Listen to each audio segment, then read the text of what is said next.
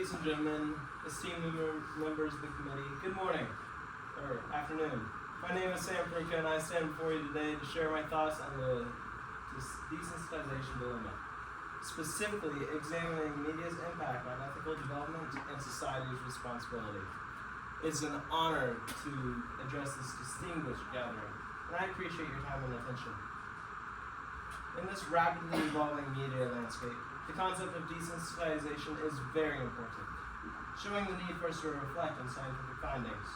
The Oxford Dictionary defines desensitization as a diminished sensitivity to stress or shock due to overexposure to graphic or violent imagery.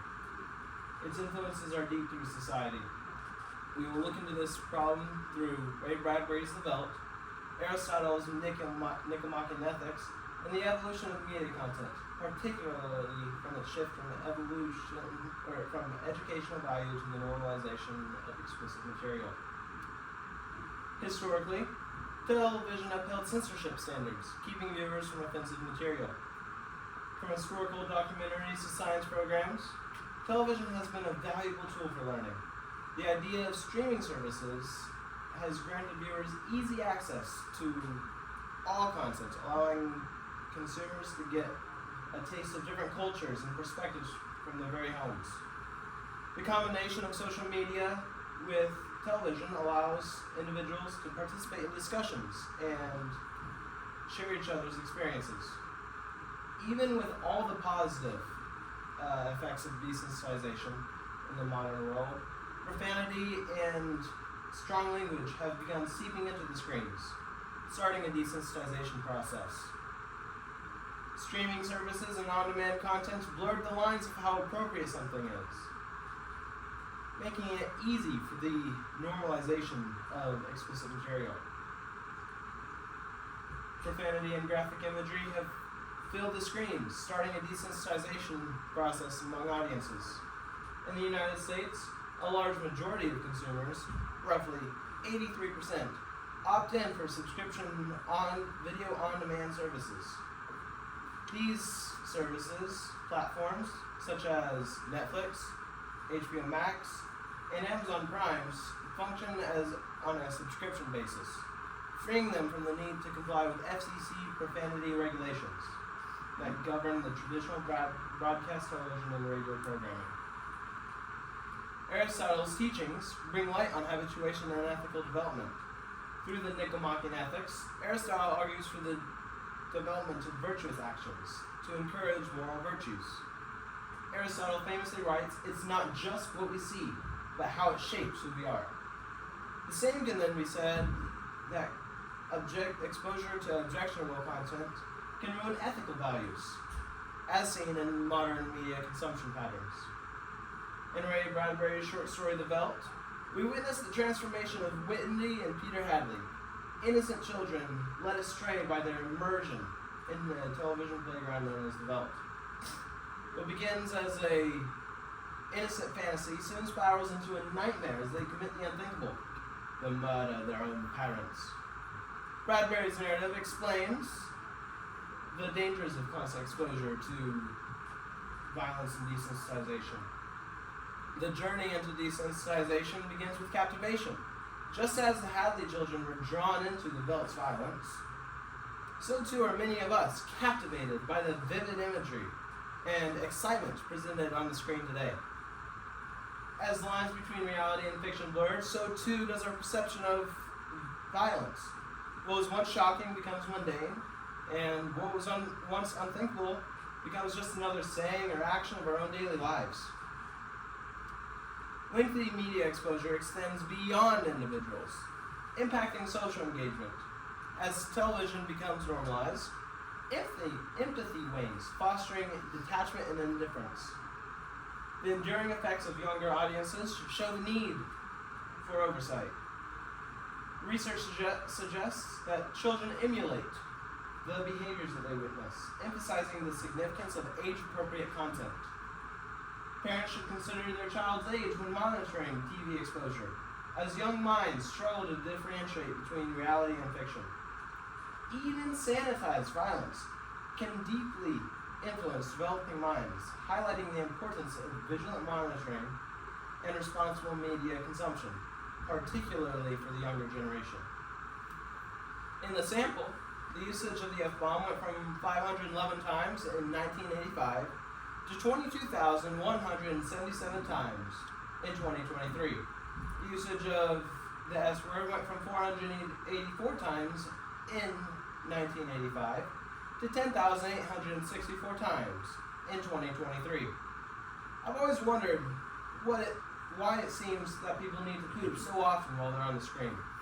Of course, the eruption of these words is also partly due to the sheer volume of media that's now available to viewers. However, the eruption of these words is not merely a consequence of increased media availability. It is also partly it also reflects broader cultural shift in societal norms regarding language usage. Beyond vulgar language, cursing, such as damn, has also been more prevalent in everyday discourse. The volume and diversity in media content available to viewers today have created an environment where profanity is increasingly accepted and even expected.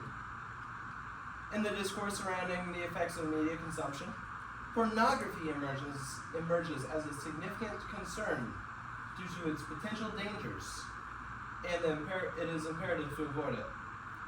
Pornography, with its explicit and often degrading portrayals of human intimacy, poses serious risks to individuals and society as a whole. Research indicates that prolonged exposure to pornography can lead to desensitization, where individuals become less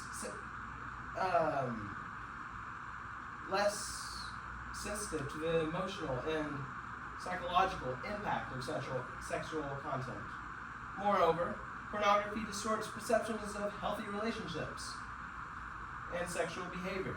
The normalization of pornography in the mainstream media further adds to these issues, blurring the lines between fantasy and reality, and fostering unrealistic expectations about sex and relationships. As such, it is necessary for parents, educators, and the rest of society to advocate for responsible media consumption.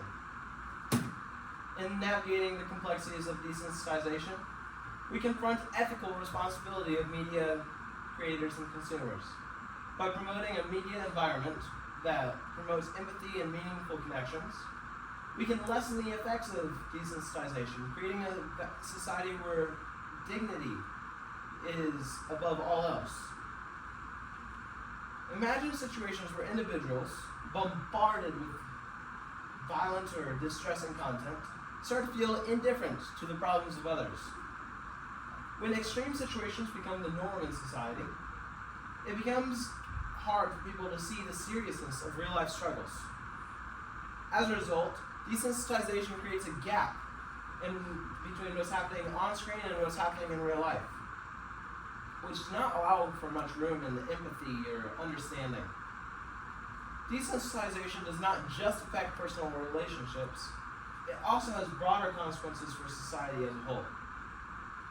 A society that's numb to suffering of others might find it difficult to come together and take action during a real crisis, because the urgency and emotional impact of these situations is lost in a population that's become insensitive due to constant exposure to extreme content. Critics defend television's role in promoting artistic expression and free speech. They believe that blaming TV for desensitization could limit creativity and exploration in media. However, this view ignores how continuous exposure to explicit content, especially among children, can affect individuals. While artistic freedom is important, we must consider the impact on young and impressionable minds. Defenders of artistic freedom must argue that people can control what they watch, and desensitization isn't solely TV's fault. They stress the importance of responsible media consumption through education and discussions. By empowering individuals to analyze media critically, they believe that we can have a mindful viewership without compromising artistic freedom. Those who advocate for artistic freedom often forget the vulnerability of children and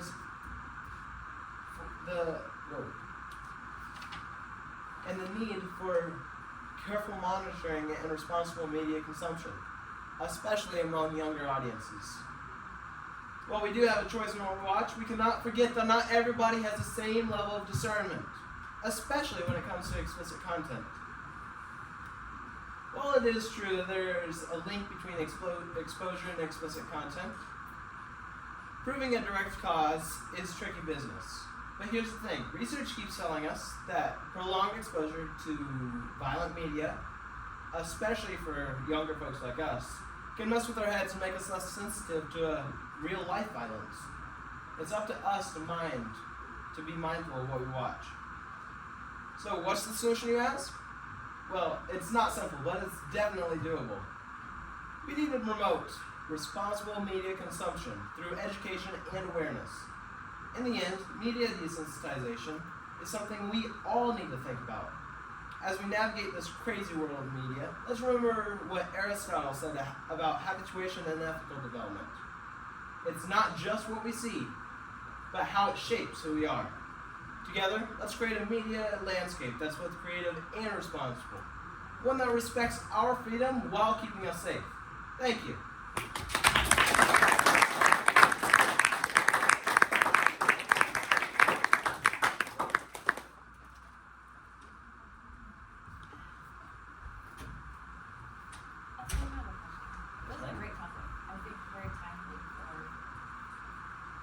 The bombardment of that, we have so many options now, like to watch, like whether it's through like phone or on TV, like regular networks, cable networks, YouTube TV, all the things. Like we're bombarded by media. Yes. Who is responsible? Who do you think should be responsible for ensuring appropriate content? You know, is it the network or the producers? You know, are they liable for making sure the right content for the right age group is put out there? Who should be responsible for ensuring the appropriate content and the appropriate places? I think it should be the society as a whole to come together and say, this is not okay, we need to have a change. And they would be the one, the society as a whole would be the ones in charge of this is what you should put out and what you should not put out. So the pressure coming from the consumer. Correct. Okay. I have another question, but it's kind of going off on a tangent, so if you guys can go for it. I was just going to ask them for some practical examples. Because you used the chart about the language and everything. What were some examples, like some of the TV shows back in the day? So like compare to how it was then to how it is now. Alright, so for example, Psycho was a Alfred Hitchcock film, and it used music as a way of scaring the audience rather than the picture of blood or being stabbed. It just shows shadows and such. Today, there's zero tolerance, and you'll see every gory step of, say, Gladiator. In Gladiator, you will see Marcus Aurelius stabbing everybody, or might not have been Marcus Aurelius, but yeah. I know what you're talking about.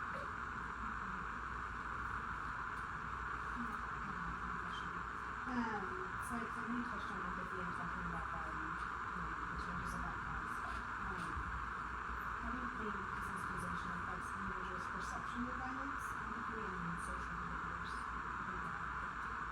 How does that ultimately just, affect the behavior to be Yeah, desensitization can significantly affect individuals' perceptions of violence and empathy, as well as other social behaviors.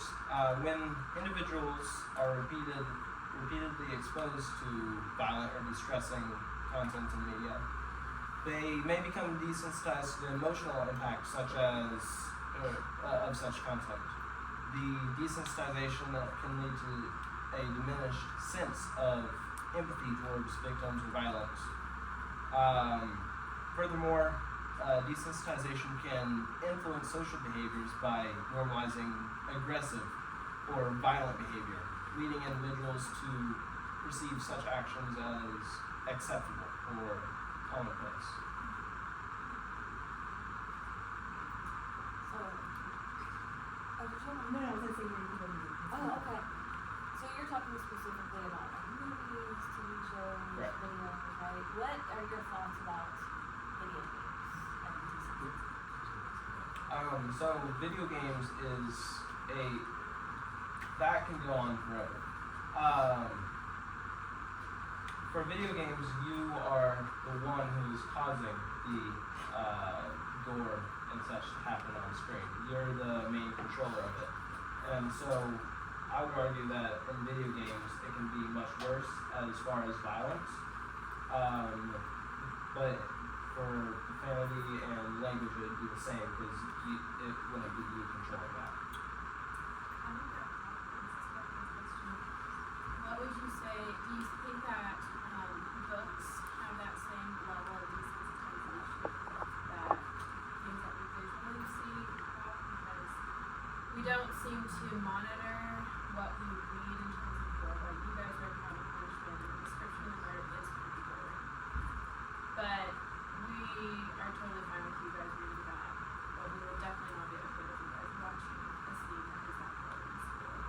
I can see things like a lot of romance books today, especially those that are often targeted at young adult books and teens, have much more explicit descriptions of sex and things like that, which we would say, okay, that's not good. But like, there seems to be no major push in the literary area of monitoring. So what's that difference between watching the media versus reading these descriptions? Well, something that Ms. Griffin had just said yesterday, and something that we had talked in moral philosophy about last year, was that once you see something, you can't unsee it.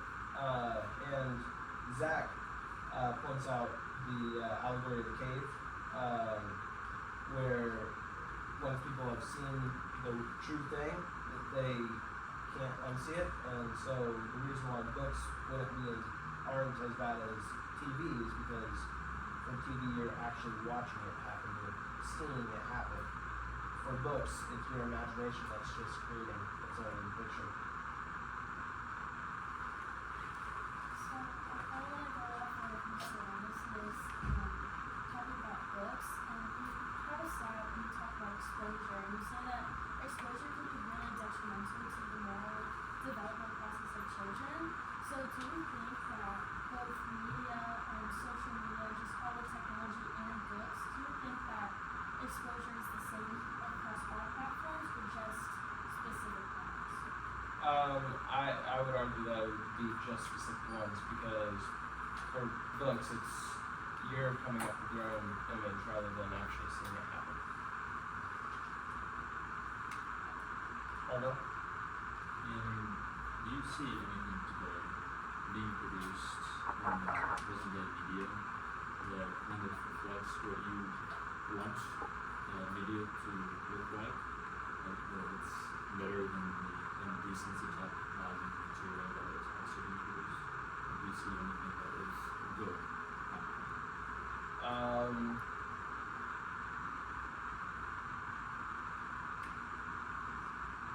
Not necessarily.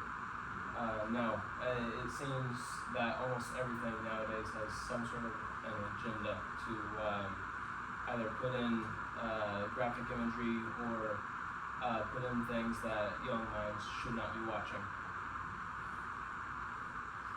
Gio. One is piggyback on Julia and Jonas. What would you say about what would you say about the widespread pornographic books and deeply graphic books within that way that are being put into school libraries and public spaces where younger kids and people are, as you say, not able to decipher between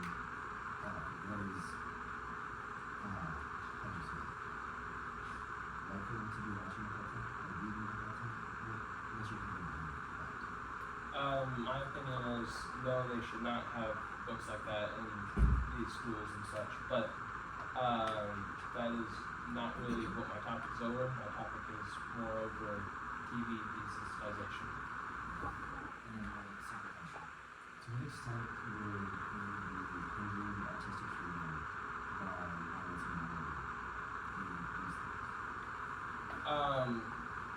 Well, defenders of the artistic freedom specifically say that because I can't put in specific profanic words, you're not giving me my creativity.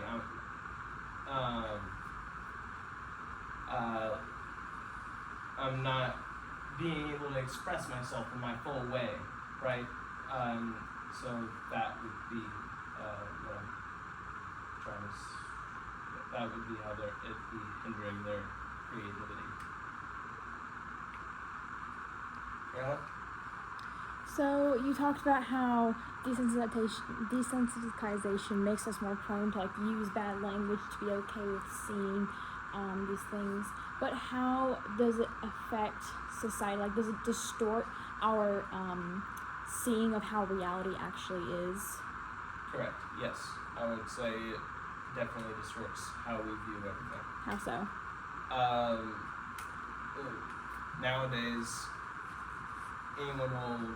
you'll hear anyone coming across saying the F-bomb and you won't think anything of it. But say 10, 20 years ago, you hear someone saying that and you're thinking, what in the world are you speaking? Well, why would you say something like that?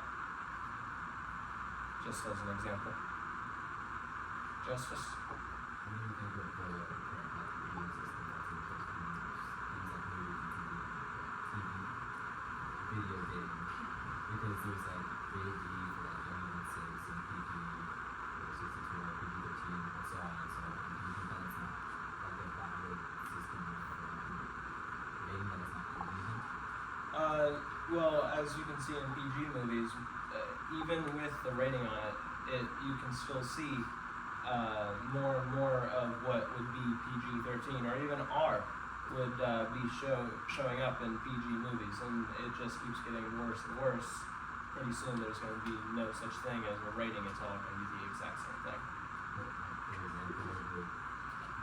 with Guardians of the Galaxy, it was Disney's first F1 that was dropped, and that was still rated PG-13. Yes. Even though it should have been rated R, but technically it was not a one F1 movie. So do you think that You allow one, you allow all of them. Mara? So, do you agree with the notion that all this explicit content is in TV shows and movies and stuff like that because of sex? No. I believe it's in there just because that people want to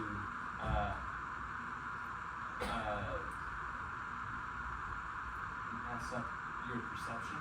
That's not really what I'm trying to say. So it's a reflection of the producers and not That's correct. society? Yes. Interesting. Allie? So you talked about how it distorts children's minds and that when teenagers sort of as they're growing up having access to this explicit content. But did you do any research on how it affects adults? Because I feel like it's a lot more normalized for adults to see those things or hear that. And do you have a belief on is it still bad for people who are adults? I did not do as much research on adults, but yes, I do believe it is still bad for adults because just as if something can be normalized for one type of person, it can be normalized for another as well. Anyone?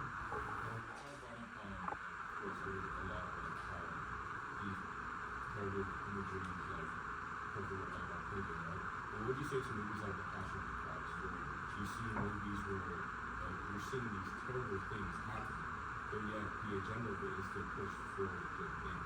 So what would you say to those movies like that? Can you repeat your question maybe a little bit louder? Sorry. So you see like terrible things happening and how they pervert our thinking. But what would you say to movies like The Passion of the Christ, where you see these terrible things happening to Jesus and you see all this blood, you see all this horrors, but it's for a good thing. And what would you say to movies like that? To movies like that, it can still be. I would say it should not be there, but you can still think of all these horror things on your own without having to watch it. But I feel like the power of that movie is seeing all those things happening. So can you say that sometimes seeing horrible things is needed and justified for the experience? You can't just always hear about things, you actually have to experience it to fully have that renewal of the life.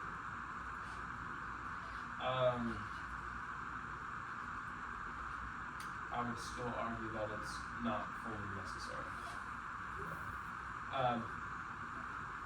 Because even after you can have that same effect, I don't know. To kind of tie off of what Mr. Adams, Julia, and Gio were talking about, with the whole concept, you also mentioned video games and how video games creates a somehow worse effect. You actually taking part and doing the same actions. And my question for you is, wouldn't books that include pornographic content or explicit content that you creating the image in your mind, would that be like almost equivalent to, for instance, playing video game and doing it yourself? No, because there is a huge difference between what you can form in your mind and what you see on screen. What you see on screen, it seeps in and it sticks to you. What you picture in your mind, you can easily forget it, or it doesn't have as great of an effect as actually seeing it. Was there something? Let's see the last question and then we guys have to do. Okay. Yeah, because I'm raising my hand. You like to End with a joke. Okay, the first question I want to ask is more of a clarifying question. Are you arguing that we get the government to do something about this? No, not at all. The consumers do something It should be the consumer. So we as people need to step in and say that this is wrong. Okay, and then this is a response to what you said, I think, to Marin's question. You said that the producers are the ones who have this all and are pushing it. But platforms like YouTube, you see certain videos getting popular, and that's completely controlled by the people who are watching it. There's not one thing being pushed there. It's a validation of what everyone who puts stuff out believes. The popular videos are a lot of times cursing just as much as you're saying the professionally produced stuff is. So Can I ask you a follow-up question to that? Where do you think they got the idea of putting their videos out with such cursing and other profanity? They got it from seeing the producers putting it in their media. a lot of times kids only have access to YouTube though on their own. So my question was, how is it the producers are the ones that are pushing this if it seems to be everyone's flocking towards this opinion? Even at a very young age. The more people see it, the more they decide, hey, it's okay, and then they decide to put it in themselves.